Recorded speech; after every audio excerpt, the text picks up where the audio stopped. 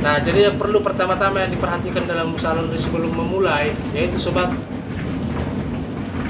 kita harus mempelajari dulu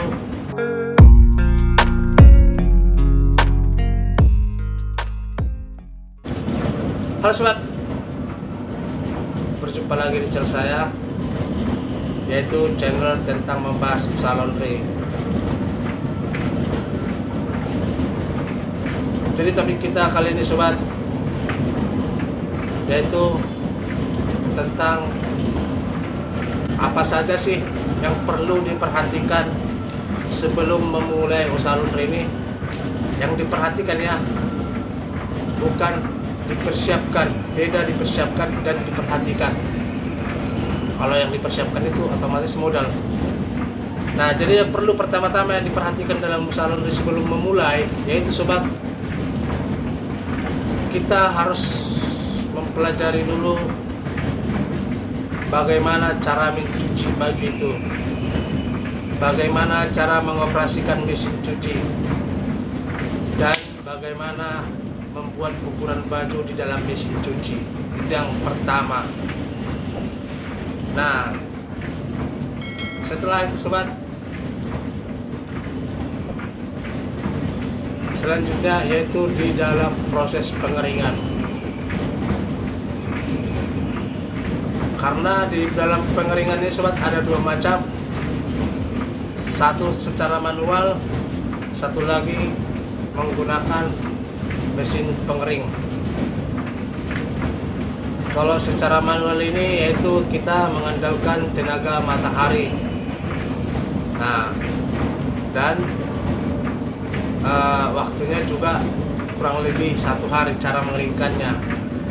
Nah, sementara kalau pakai mesin pengering cukup 30 sampai 40 menit. Nah, itu sobat yang perlu diperhatikan, dan itu juga perbedaan mengeringkan manual dan menggunakan mesin pengering. Nah, setelah itu sobat, penyetrikaan dan pemikingan. Dimana penyetrikaan ini sobat tidak asal-asalan, perlu juga keahlian khusus. Nah, karena istilahnya dia kalau salah setrika itu salah satu bisa juga jadi komplainan pelanggan. Jadi utamakan setrikaan kita rapi. Jika setrikaan rapi, maka kita memakingnya juga lebih gampang. Nah, selanjutnya sobat, yaitu bagian pembersih laundry ini. Nah, ini yang sering banget pertanyaan, yaitu mulai deterjen, parfum, dan penghilang noda. Nah, sementara kalau menurut saya sobat, kalau masalah dari deterjennya dulu ya, deterjen itu tergantung kita masing-masing. Soalnya kan ada juga itu udah tercantum di deterjen itu mana untuk mesin yang pintu depan atau front loading, mana yang pintu tutup atas. Nah, jadi ada itu sobat, ditulis juga di bermacam merek deterjen. Sementara kalau istilahnya di penghilang noda ini banyak sobat, tapi tergantung cara masing-masing. Bahkan istilahnya ada yang secara simpel tidak, contohnya tidak terduga kita menggunakan itu tapi hasilnya lumayan. Tapi ada juga ada juga penghilang noda ini udah yang bagus kita bikin tetap juga nggak hilang. Nah, di sini perlu kita pelajari trik-triknya ini. Untuk penghilang noda ini sejenis bahan apa? Untuk menghilangkan istilahnya kelunturan digunakan bahannya apa? Nah, di sini perlu kita pelajari sobat. Tapi istilahnya itu tergantung teori masing-masing. Saya tidak bisa bilang ya saya selalu menggunakan ini, tidak. Mungkin gini sobat, nanti takutnya saya bilang yang saya gunakan untuk pegang noda sementara buat para sobat tidak cocok. Nah, jadi kira-kira seperti itu sobat penjelasannya. Jadi makanya saya bilang tadi bermacam-macam untuk menghilangkan noda. Nah, jadi selanjutnya sobat, masalah parfum. Nah, ini juga parfum ini banyak juga bertanya. Ada yang awet, ada yang tidak awet. Ada juga yang bahkan sama sekali tidak wangi.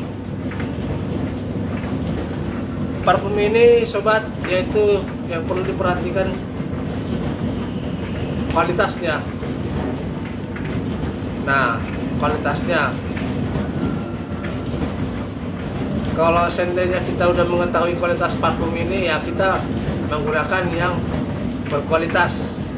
Tapi banyak sobat karena istilahnya ingin lebih irit dan istilahnya biayanya lebih sedikit, banyak banget yang mengambil jalan pintas, yaitu bikin parfum sendiri.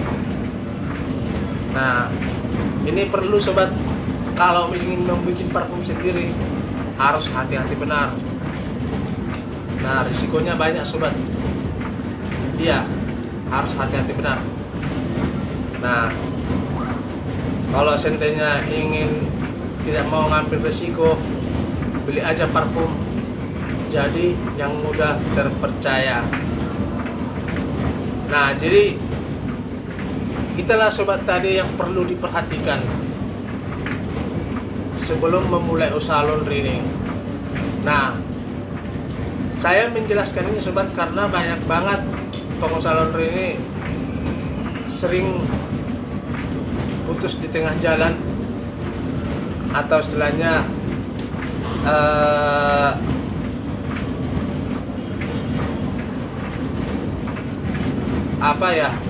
putus di tengah jalan dan pembiayaannya juga kurang.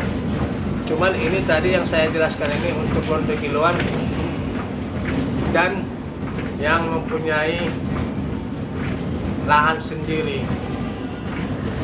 Nah, tapi kalau seandainya istilahnya belum punya lahan sendiri, balik lagi seperti yang saya bilang tadi, mulai dari lahan perlu diperhatikan juga. Apakah tempatnya sudah strategis apa belum? Nah, yang kedua, strategis pun tempatnya, walaupun ramai tempatnya, kalau tidak ada kalau kurang peminatnya sama saja. Nah, ini juga perlu diperhatikan untuk sebelum membuka usaha laundry. Nah, jadi sobat,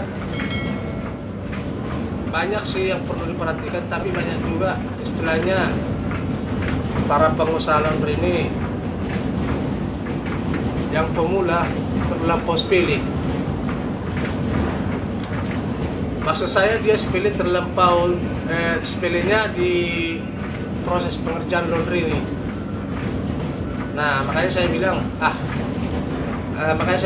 banyak banget yang buka laundry ini modal nekat, padahal belum tahu di dalamnya seperti apa, ya kan, risikonya, berat kerjanya.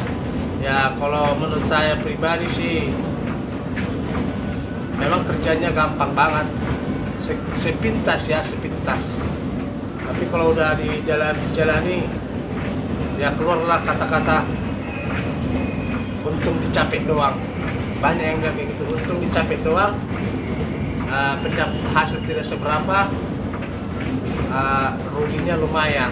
Banyak yang bilang kayak gitu sobat. Nah, soalnya beberapa waktu lalu, beberapa bulan lalu, saya bikin pertanyaan di sebuah